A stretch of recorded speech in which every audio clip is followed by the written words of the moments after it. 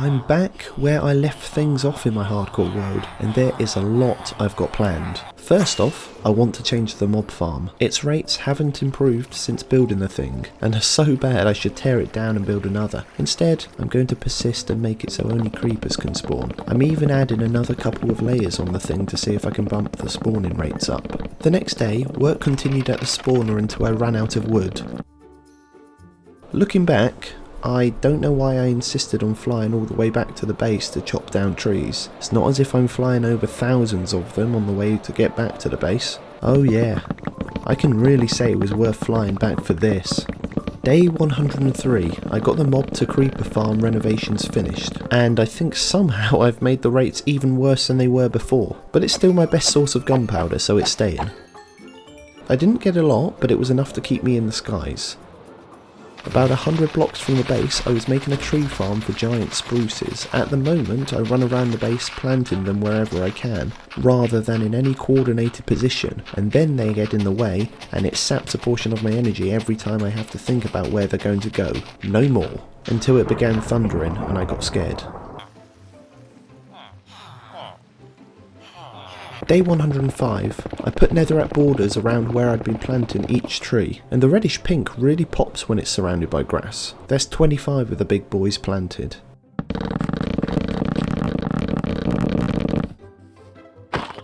Get lost, these are my trees. Day 106, I was curious how many logs I'd get from 25 big boy trees. Finding that out was what the entirety of the day was about. And the following day I had an answer. 32 stacks of logs, and in my line of business that means money. Though I don't know if this will be enough, I have a lot to spend. All those backup shovels I bought back on days 99 and 100 are going to be enchanted to turn them into top of the range backup tools. There's no way I'm switching out my main shovel with efficiency 5 when it's close to breaking with an efficiency 2 shovel. It's not happening. The next day I was buying the mending books for my shovels, very important. And I put all of those mending books as well as Unbreaking 3 onto all 9 shovels. Yes, I need 9 backup shovels. Probably. And more wood. I traded it all away to the Fletchers. Day 109, I headed to the village by the ocean monument I'd chosen to drain, and I'm going to refer to it as the Monument Village from now on. I'm here to hunt for a good efficiency book. There's no way I'm buying efficiency 1 books from the librarian we've got set up back at the base. The first time was bad enough. I still could have done this at the trade hall, but there's so many villagers it'd be chaos. Except my man wouldn't play ball when I tried to make him a librarian for a second time after he gave a crap trade.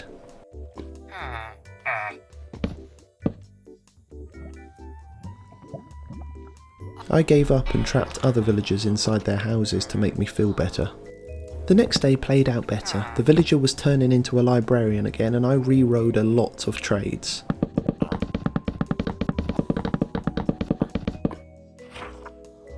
There we go. It was only a matter of time. I only bought 1 because I'm poor. I need to scrape together the money for 8 more. Why have they got to be so expensive?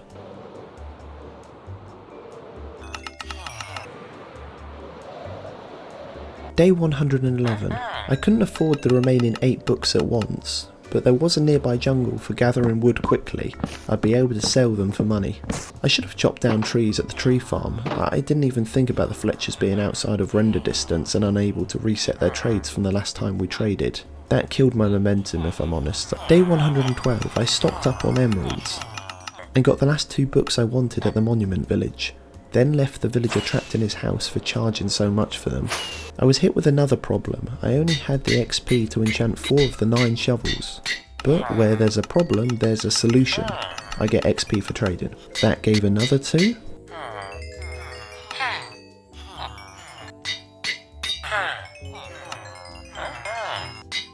And that's all 9 of the backup shovels fully enchanted. I forgot to record the start of day 113. You didn't miss much. I just bought a couple of diamond pickaxes from the toolsmith. And yes, I now want 9 backup pickaxes.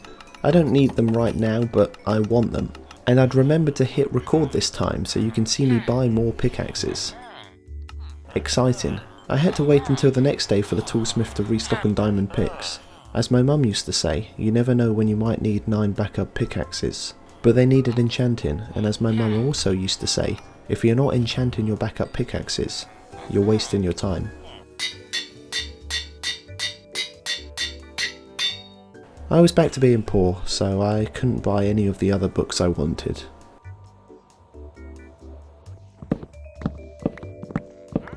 Day 116 was focused on restocking wood, and then trading it all away for money. I had enough liquid cash to afford 8 of the 9 Efficiency 5 books needed. This guy has got to be the richest villager in this world, the amount of emeralds I've given him. All of those Efficiency 5 books were put onto the backup picks. A complete tangent, I just wanted to point out that without a good source of gunpowder, this flight is expensive. I guess it was worth it though, as I got the last Efficiency 5 book I needed, and now I declare bankruptcy. But seriously, I really do need more gunpowder. Day 118, it was a carbon copy of many of my other days. Tree harvesting. And this gives me mixed emotions. On one hand, I'm making money, perfect. On the other hand, I know I'm going to have to spend a day replenishing all of the wood I'm trading away. It's a vicious cycle, but if it means I can buy what I want, then I'll continue. The last enchantments to buy were 8 Silk Touch books and 1 Fortune 3 book. I use Silk Touch more than Fortune, but it's still something I feel I should have. I knew I was going to have to do this. Still doesn't make it any easier. Day 121, I harvested XP from the villagers until I got to the lofty height of level 33, so I could enchant the last 3 picks. That's 9 backup picks and shovels waiting in the wings for when I need to call upon them. Except I'm not finished. How could I be when they're still only diamond? Ugh. If they're truly going to be backup tools, they all need to be netherite. No exception. Unfortunately, that meant I'd have to find 72 pieces of ancient debris, and without any good source of gunpowder, yes, I'm mentioning it again, the TNT method is out of the question. That left only strip mining.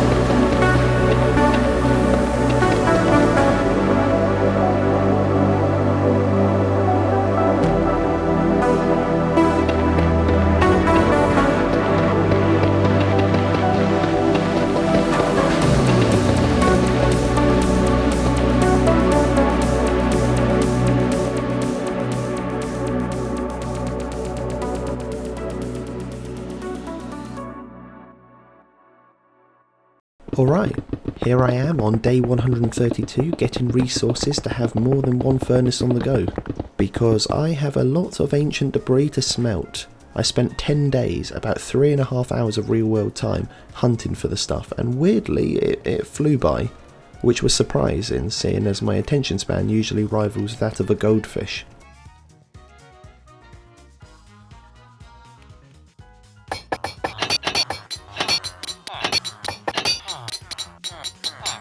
Now these are what I call backup tools. A lot of work, but I'd say worth it. And you know what all of that work had taught me? I needed a better way of gathering XP. Usually I go with a simple mob farm like the one I converted into a creeper farm at the start of this video. And you saw how well that went, so I'm stepping outside of my comfort zone and opting for an Enderman farm. It'd be the first time I've ever made one, but they always look so cool whenever I see other players use them, and I want a piece of that coolness. When I found the stronghold on day 65, I forgot to put a nether portal down, making getting to the end inconvenient. I remembered the general area I dug down to the stronghold, and because it was night, easily found it because of the torches I'd put down. This time I set up a nether portal in the stronghold portal room, and curiosity got the better of me. I wanted to check out my nether spawn. And I got completely distracted with making the portal area safe, mostly to stop me falling in lava at a later date. But actually it was the right thing to do. If I'm going to be building an Enderman farm, then presumably I'm going to make repeated trips to the end in the future, so having a road from my stronghold portal to my other portals is a good idea. And I swear every time I'm working in the nether, these guys get in my way. It's like they're begging to be hit so they can have an excuse to beat me down in retaliation. Well, they didn't stop to consider the fact that I'd be dishonourable enough to run far enough away to get them to despawn. That's what happens when you're not the protagonist of this world. Day 136, I was still working on the road. I made it all the way back to the base portal. I couldn't help but notice that my base portal didn't have its own platform like I'd done for the Stronghold portal. It's simple, but as Da Vinci once said, simplicity is the ultimate sophistication. Although while working on the road I fell from a height, not very sophisticated. Now, look at this. I'm at around y equals 70 and there's ancient debris. I didn't know that was possible. Is that possible? Day 137, the road was complete. It joined my base portal to my Stronghold portal. Talking of the Stronghold, I had a farm to build. I poured lava and water off the side of the main island to get a pillar of cobblestone down to near the bottom of the world. I say near to the bottom of the world because I got impatient and put the water down early before the lava could get to the bottom of the world, and meant I had to make the rest of the pillar by hand, and that meant I could only swim down so far. But who cares, I'm sure the farm will still work fine. I may have messed this up because I don't think Endermen are supposed to be spawning there. Apparently an Endermite has a 1 in 20 chance to spawn, and that better be the case because I don't have unlimited pearls. It's alright, I got one. But I didn't know you can't name tag a mob in a minecart, so I had to kick him out, name it out in the open, and then put it back into the minecart. That's a lot of hostility I'm sensing. Look at them. So angry they've walked right into my trap. They're going to be the fuel for repairing my gear. I'm excited. This is underwhelming. I guess not having sweeping edge on my sword makes a big difference to the amount of XP I get. Or maybe it's the fact that all the carpet on the hoppers have broken and the XP was getting stuck on the hoppers. That might be what it is. This is why I always wear my elytra and have rockets on me in the end. Alright, take 2. Okay, it's definitely not having sweeping edge on my sword that's making the big difference here. It's alright, just means I'm going to have to take longer repairing tools while I'm killing one Enderman at a time.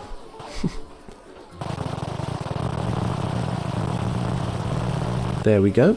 As far as ender pearls go, I never have to worry about a shortage again. Somehow I ended up with my only pickaxe with Fortune 3 in my hand rather than one with Silk Touch, and accidentally broke my ender chest.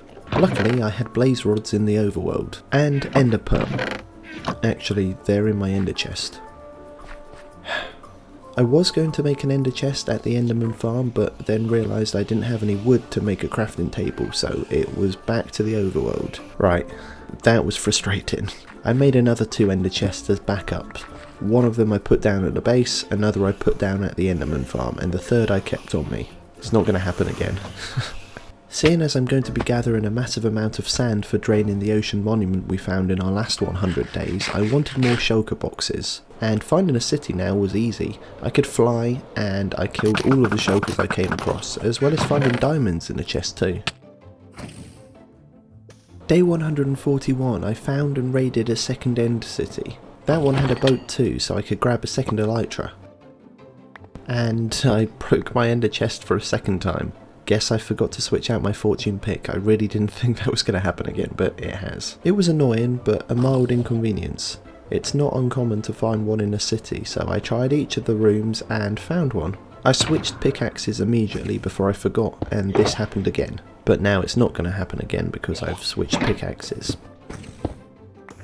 Day 142, it was back to hunting down shulkers. End city raided, time to head home. Except I came across another city. It had a boat and I was guaranteed more shulker shells. It would have been stupid not to have stopped. I'd forgotten to pick up the dragon head at the last boat raided. Not this time, and I'll know for future this city is raided. Now it was time to go back to the base, until I found another city. I might as well say it. Yes, I found another end city while flying home. Again. But this one was so tiny it wasn't worth the effort. That one, however, a different story. And look what came into the background as I was flying towards it. Day 144, unsurprisingly, started with me hunting shulkers. but I got bored. I had more than enough shulkers. If I need more in the future, I can always come back. So the next end city I found, I took the elytra, and that's it, but I left the dragon head, so that would mean I knew I hadn't actually raided the city in the future. Day 145, it was as if the game was tempting me with all of the end cities I was coming across, but I was a man of my word. I took the elytras, and that's it. I don't know if you've noticed, but for someone wanting to get back to the overworld, I've been flying around for a long time. I didn't want to say it, but it's because I had no idea where the end gate back to the main island was. I was lost. Nothing that couldn't be solved, I simply flew to the coordinates 00. I wouldn't recommend it, flying into empty space was nothing short of disorientating. Once the main island came into view, it was fine. It was nice to know I wasn't flying down into the void. Before I headed back, I stopped off at the Enderman farm to repair my elytra. Yeah, I could have got more, we both know it. I was there for shulkers and I got enough. End of story. What I want next is to enchant all of the elytras I picked up in the end, and have them as backup elytras for when on continental flights. Day 147, I sold my wood for emeralds, and was able to afford 8 Unbreaking 3 books and 6 Mending books. But then I had to restock on wood, because I had nothing left to trade. Same story as always really. But because I traded with them early in the day, by the time I got enough wood to trade, they'd reset their trades for the day, and it meant I could re-trade once again. Nice. Day 148, I got the last 2 mending books needed and put them onto the last 2 elytra. And that, my friends, is 8 backup elytras with Unbreaking 3 and Mending, plus the elytra I'm wearing. From my time end busting, I could make 38 shulker boxes. That's a lot of storage. Before I went off collecting sand, I wanted a trident. I've never raided an ocean monument, only ever seen other people do it, and from what I've seen, it's best to have a trident. I wasn't able to obtain a trident, but I did get a nautilus shell. Why is this here? This is the second chicken I found in the ocean. Do they like swimming? This is the only time I want to find a drowned with tridents, and they're not spawning. Go figure. My searching was unsuccessful, so I took a break to explore a desert village. I wanted the hay blocks. I also looted a nearby desert temple and had my heart skip a beat when I found a golden apple until I realised it was just a regular golden apple and not a notch apple. I found another village and again took all of the hay. I also found another temple, no notch apples here either, but I did get a channeling book for the trident I don't have. I must have had notch apples on the mind because I stopped to loot a ruined portal. Guess what? No apple. So I robbed another village of its hay in a rage. There's going to be a lot of starving villagers in this part of the world. Day 150, I was getting distracted. You see, I found mountains and there's a lot of surface level ores, and for someone like me who's short on coal and has no iron farm, it was too tempting to pass by, and my entire experience was ruined by phantoms, and a creeper almost blew me up. That didn't help. But it doesn't matter, all was forgotten when I got another nautilus shell. I'm kidding, I don't want this shit. The next day, I got distracted again. How could I turn down gold blocks? Still no notch apples, though. My luck did take a turn for the better when I killed a drown and got my first trident. Its durability is trash, but I'll turn it into something great. I have so many shulkers now that I figured I should get some official ender chest storage system going on. I'm packing it full of shulkers, each with its own specification. Off camera, I made a spreadsheet organising what each shulker was going to be used for. And that was all the progress I made for that day. Phantoms prevented any form of productivity. Little did they realise I sabotaged my own productivity on a daily basis. The majority of day 153 was spent organising the ender chest / shulker system. I'm always surprised how long organising storage takes. Every single time it takes longer than I imagine. And guess who were back come night time? So bloody annoying. I couldn't bear the thought of having to put up with them for another day, so I slept the night away. The next day wasn't anything exciting. I was still organising my shulkers. It took until day 155 to get them sorted. All of these are going into my ender chest. It's kinda hard to tell the difference between one purple shulker and another, I'm going to have to change their colours up I think. Watching this part back knowing what I know now is painful. For some reason, I'd got it into my head I needed name tags to change the shulkers' names, rather than just going to the anvil and simply renaming them there. So at this point in time, I'm grinding for 540 emeralds to be able to afford 27 name tags, one for each shulker that's going to be in my ender chest.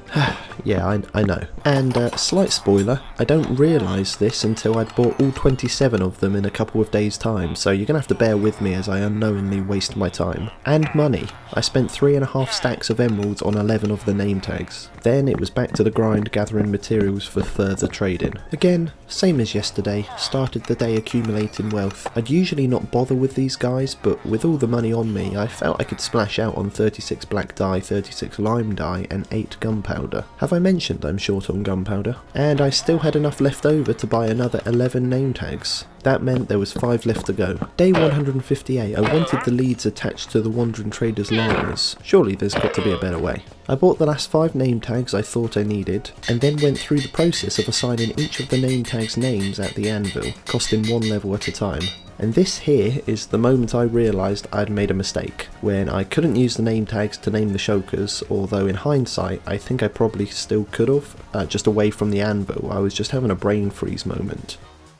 Whatever the case, the next day I did what I should have done from the start and used the anvil to name as many of the shulkers as possible until I ran out of levels. If I hadn't have named those name tags, I would have had enough. Still, it is what it is, and at least it gave me a reason to test out the diamond sweeping edge sword I wasn't able to put Fortune 3 onto in the last 100 days. I don't have sweeping edge on my netherite sword, but seeing how easy I'm able to take care of the enderman, this is the sword I'll be using whenever I'm at this farm in the future. One of the shulkers I'm having in my ender chest is for ender pearls. Filling that wasn't a problem. Anyway, I got the rest of the shulkers named, and now I can talk you through what each of the shulkers are for. Building blocks, wood, brewing, potions, enchanting, beacons, backup tools, bows, other tools, food, TNT, ender pearls, portals, smelting, redstone, temporary blocks, ice for roads, glass, rockets, saplings, including seeds, miscellaneous, bone meal, dyes, village, lighting, scaffolding, and storage. Day 160, time to progress on draining the ocean monument, seeing as I haven't touched it for over 60 days now. After dedicating a lot of the shulkers to my ender chest storage, I had 18 of the 38 crafted to spare, so I got to work. I wasn't going to stop until they were all filled with sand,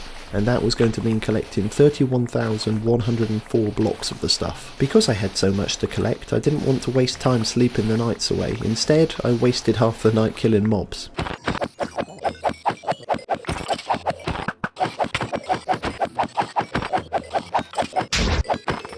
Day 161, all I did was collect sand. I know this is going to sound obvious, but deserts have a lot of sand, like a lot more than you think when you come to collect the stuff. For instance, to me, 31,000 blocks of sand sounds like it will clear a desert out, but now I'm here collecting the stuff. I doubt it's even a quarter. Bad news, I broke my netherite shovel. I was so focused on collecting sand and watching YouTube, I completely forgot about the durability. Now I only have 9 fully enchanted netherite shovels.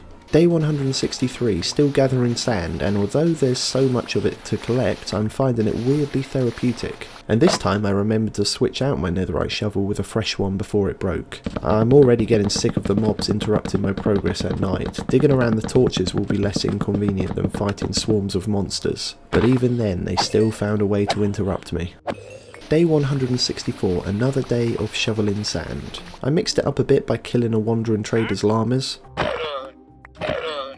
but then I went back to shoveling sand. The next couple of days were nothing but sand collecting, but finally, on day 167 I had collected all the sand I could. Is that the boring part done, you ask? No, we're just getting started. And on day 168 I began in proper, placing as much sand as I could. This didn't involve much, just getting into the right position and then holding my mouse clicker in place until the sand blocks reached the surface, and then repeat. The next day was exactly the same, placing lots of sand. This right here is me at top speed. Day 170, here's a progress report of how much sand I've got through. About 3.5 shulker boxes.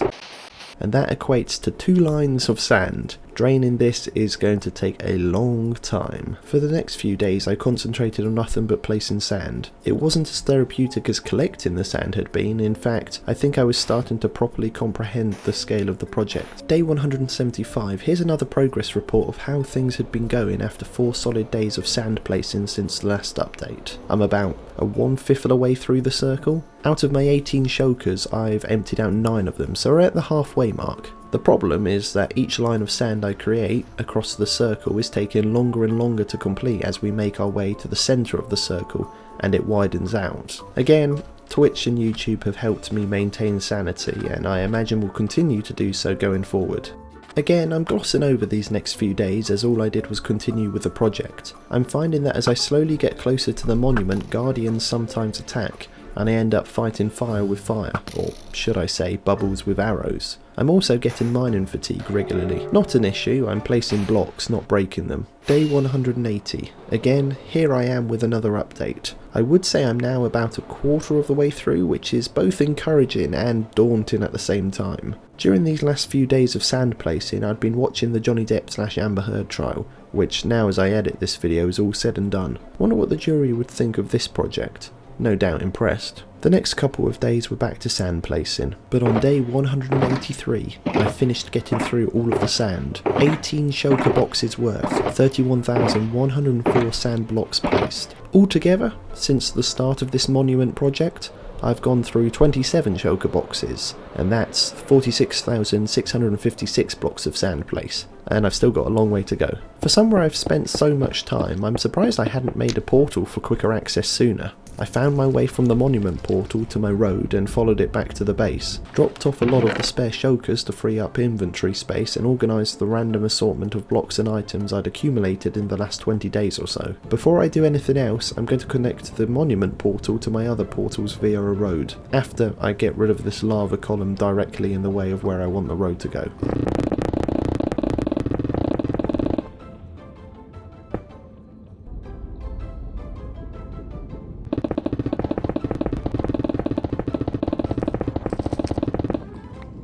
Except I forgot the monument portal doesn't have its own platform like the others, so I did that first. Stopped halfway for some tennis.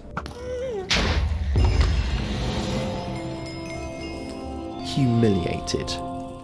And then carried on. A few minutes on, the platform was done. With the portal platform complete, I spent the rest of the day creating a road to the Stronghold portal. That's the nearest portal to the monument portal. Day 185, I worked on the road until it was complete. Like I said before, this road connects the monument portal to the Stronghold portal, but I don't want to have to run via the Stronghold portal to get back to the base from the monument portal and vice versa. So, why not create another road, one that directly connects the base portal to the monument portal? Makes sense, right? Though it would help if I went in the right direction. And watched where I was going. I almost fell to my death. Gamer reflexes saved my life. Looking at the drop, I don't know if my armour would have been enough to save me. Day 186, I'm back at the base restocking on building blocks for the road, and after clearing out all of the blocks to make way for the road, I could get those building blocks in place, and that marked the direct route complete. It's now open to the public, i.e. me. I forgot to put stair blocks in. This isn't going to get annoying. I couldn't leave it, I had to fix it. Without stair blocks, this staircase would have drove me insane. And I had 2 staircases here in the nether. I'm surprised I didn't sort this one out sooner. It's been here long enough. I'm literally as fast as a bullet now. I would easily replace A-Train on the 7. I've been calling this place my base since I got here on the first day of this world, but it's not really. The trade hall is here and a random assortment of chests, but that's it. I want to build my own place, somewhere I can actually say is my base, and this is going to be it. I haven't changed my mind, I'm just getting far enough away to make the mobs despawn. It worked, and now there's a lot of work to get done. You won't see it in this video, but I've got massive plans for this place over time. For the time being, the trees need removing from the immediate area, and I was surprised to find it's taken 188 days to get birch wood. The benefit of removing trees manually is that I can slap them into furnaces to smelt into charcoal for future fuel, or for crafting torches, seeing as I always seem to be running low. It's an improvement, not the big plans I mentioned a moment ago. Like I said, you won't see that in this video. There's still more work to be done for the time being. I'm going to build a small cabin for my house, and I'd like more space to do so. That was pretty much the entire day. The only other thing to happen was a creeper making me jump. I hate them. Day 190, I thought enough trees had been cleared to make room for the house I planned to build. I didn't have any particular build in mind, something modest, and no, I'm not building it out of netherrack, I'm using them to get a basic outline of the build. Once the outline was done, and I was happy, I replaced the netherrack with wood. I want to incorporate stone bricks into the build as well as wood. I think the contrast will work well. The rest of the day I spent house building. And that carried over into the next day. What you've got to realise is that building doesn't come naturally to me, and so what would take you guys 5 minutes to do takes me 5 hours. That was for half the day. The other half was me restocking on spruce wood. I'm using it for the build and ran out. Day 192. Again, I'm working on the house. It's coming together a little more. Still, I got the basic shape of the house done.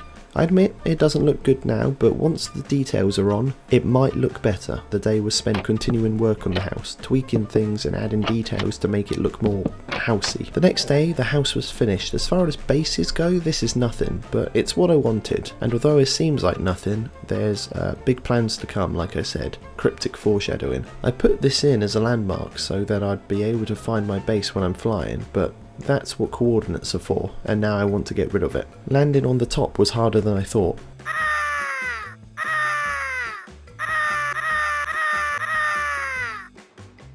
Only joking, that was what, my second try?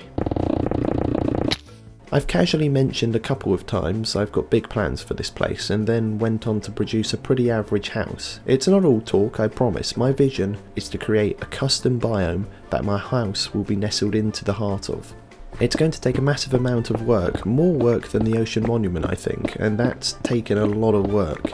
First, I'm going to have to flatten a huge amount of land. At the moment, I'm going to try and get some dimensions in mind for how large of an area I want this biome to be. But I fell into a cave and got distracted by ore blocks. Day 195, I was counting out blocks as I mined my way through the terrain to determine, as I said, the dimensions of the biome. I ended up coming across another cave and again got distracted and mined ore blocks.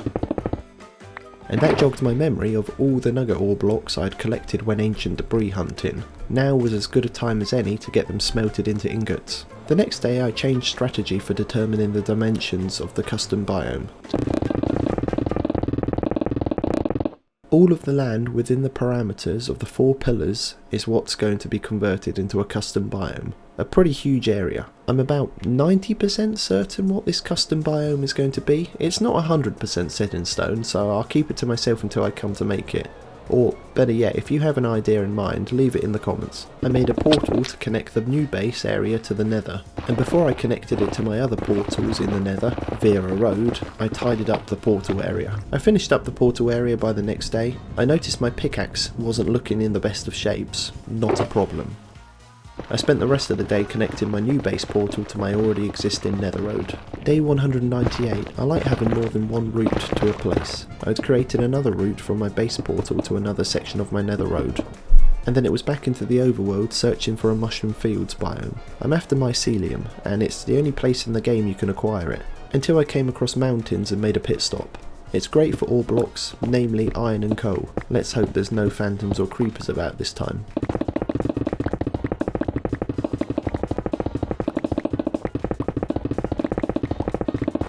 Day 200, the final day of the video. I packed up at the mountain and got back to work. I have this one day left to find a mushroom fields biome. In all honesty, I don't fancy my chances. But you know what? Fortune was on my side. I found one. Mycelium is mine. And you know what this biome has as well as mycelium? Weird red cows with completely dead eyes. If I'd ever seen an animal that could kill in cold blood, it would be these guys. Believe it or not, there's another ocean monument nearby. Who knows, maybe in the future I'll drain this one too, after I've finished the first. Though, truth be told, that's like the 5th or 6th monument I've found in this world. I just don't think I've shown them on camera. And there we have it. The sun rising and what is day 201. We've made it another 100 days in this series. If you've made it this far, wow. Massive thanks, you have no idea how much that means to me. If you liked this video then make sure to hit the subscribe button so that you can see when the next one is released. I was trying to get to 60 subscribers by the end of the year but we've already hit it. And then I was going to say try and get to 100 but we've also hit that, so 150? Is that greedy? That's greedy. No, you know what, let's go for it. Alright, bye.